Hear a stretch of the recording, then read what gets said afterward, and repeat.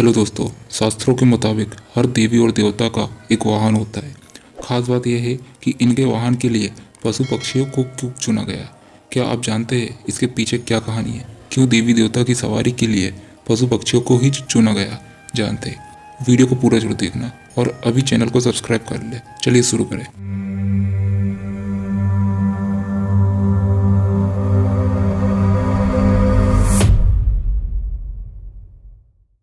आध्यात्मिक, वैज्ञानिक और व्यवहारिक कारणों से भारतीय मनुष्यों ने देवताओं के वाहनों के रूप में पशु पक्षियों को जोड़ माना जाता है कि देवताओं के साथ पशुओं को उनके व्यवहार के अनुरूप जोड़ा गया है। अगर पशुओं को भगवान के साथ नहीं जोड़ा जाता तो शायद पशु के प्रति हिंसा और ज्यादा होती। भारतीय मनुष्यों ने प्रकृति और उसमें रहने वाले जीवों की रक्षा का एक संदेश दिया है। हर पशु किसी न किसी भगवान का प्रतिनिधि है, उनका वाहन है, इसलिए इनकी हिंसा नहीं करनी चाहिए। देवी देवताओं ने अपनी सवारी बहुत सोच समझकर चुनी। उनके वाहन उनकी चारित्रिक विशेषताओं को भी बताते। शिवपुत्र गणेश जी का वाहन है मूषक, वैसे ही माँ लक्ष्मी का वाहन है उल्लू, तो माँ दुर्गा करती है शेर की सवारी। लेकिन आखिर क्यों सर्वशक्तिमान भगवानों को इन सवारियों की आवश्यकता पड़ी, जबकि वे तो अपनी दिव्य शक्तियों से पल भर में कहीं भी आ जा सकते? इसके पीछे आध्यात्मिक, वैज्ञानिक और व्यवहारिक कारण है। आइए जाने कैसे। शिव और नंदी। शिव भोलेनाथ सीधे चलने वाले लेकिन कभी कभी भयंकर क्रोध करने वाले देवता है, तो उनका वाहन है नंदी यानी बैल। यह शक्ति, आस्था व भरोसे का प्रतीक होता है। इसके अतिरिक्त भगवान शिव का चरित्र मोह माया और भौतिक इच्छाओं से परे रहने वाला बताया गया है। बैल यानी नंदी इन विशेषताओं को पूरी तरह चरितार्थ करते हैं और इसके लिए शिव के वाहन है। माँ दुर्गा और शेर। माँ दुर्गा तेज, शक्ति और सामर्थ्य की प्रतीक है, तो उनके साथ सिंह है। शेर प्रतीक है आक्रामकता और शौर्य का। ये तीनों विशेषताएं माँ दुर्गा के आचरण में भी देखने को मिलती है। यह भी रोचक है कि शेर की दहाड़ को माँ दुर्गा की ध्वनि भी माना जाता है, जिसके आगे संसार की बाकी सभी आवाजें कमजोर लगती है। भगवान विष्णु और गरुण।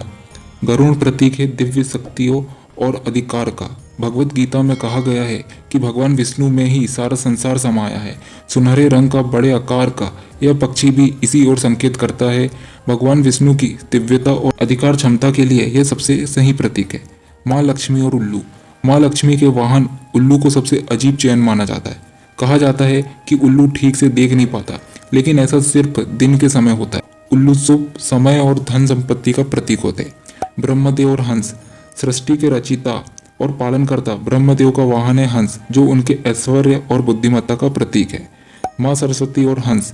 हंस को पवित्रता और जिज्ञासा का प्रतीक माना गया है, जो ज्ञान की देवी माँ सरस्वती के लिए सबसे बेहतर वाहन है। माँ सरस्वती का हंस पर विराजमान होना यह बताता है कि ज्ञान से ही जिज्ञासा को शांत किया जा सकता है और पवित्रता को जस का तस रखा जा सकता है। भगवान गणेश और मूषक। गणेश जी का वाहन है मूषक। मूषक शब्द संस्कृत के मूस से बना है, जिसका अर्थ है लूटना या चुराना। सांकेतिक रूप से मनुष्य का दिमाग चुराने वाले यानी चूहे जैसा ही होता है। यह स्वार्थ भाव से घिरा होता है। गणेश जी का चूहे पर बैठना इस बात का संकेत है कि उन्होंने स्वार्थ पर विजय पाई है और जन कल्याण के भाव को अपने भीतर जागृत किया है। कार्तिकेय और मयूर। कार्तिकेय का वाहन है मयूर। एक कथा के अनुसार यह वाहन उनको भगवान विष्णु से भेंट में मिला था। भगवान विष्णु ने कार्तिकेय की साधक क्षमताओं को देखकर उन्हें यह वाहन दिए थे, जिसका सांकेतिक अर्थ था कि अपने चंचल मन रूपी मयूर को कार्तिकेय ने साध लिया है। शनिदेव और कौआ। मान्यताओं के अनुसार कहा जाता है शनिदेव इंसान के कर्मों के हिसाब से वाहन पर विराजमान होते। जैसे जब घोड़े और हाथी की सवारी करते हैं तो वह सुख समृद्धि का प्रतीक होते। जब शेर की सवारी करते हैं तो जग में प्रसिद्धि मिलती है। जब गधे की सवारी करते हैं तो तनाव आता है, और जब कुत्ते पर सवारी करते हैं तो कई तरह की समस्या आती है। वैसे उनका वाहन है कौआ। इंद्रदेव और ऐरावत। इंद्रदेव वर्षा के देवता है और उनका वाहन है सबसे सुंदर हाथी ऐरावत, जो उनकी प्रभुता को दर्शाता है। कुबेर और नर। धन के देवता कुबेर का वाहन मनुष्य को बनाया है, जो यह दर्शाता है कि इंसान को पैसे और समृद्धि को अपने वश में बनाए रखना चाहिए, ना कि उसके अधीन हो जाना चाहिए। यमराज का वाहन भैंसा। भैंसे को एक सामाजिक प्राणी माना जाता है और वह सब मिलकर एक दूसरे की रक्षा करते हैं। इस तरह वे अपनी और अपने परिवार की रक्षा करते हैं। उनका रूप भयानक होता है, अतः यमराज उसको अपने वाहन के तौर पर प्रयोग करते हैं। तो दोस्तों, ये थे कुछ प्रमुख देवी देवताओं की सवारी। इन सब पशु पक्षियों के फैक्ट आपको अच्छे से जानना हो तो डिस्क्रिप्शन में इसकी प्लेलिस्ट की लिंक दी हुई है, वहाँ से आप देख सकते हैं।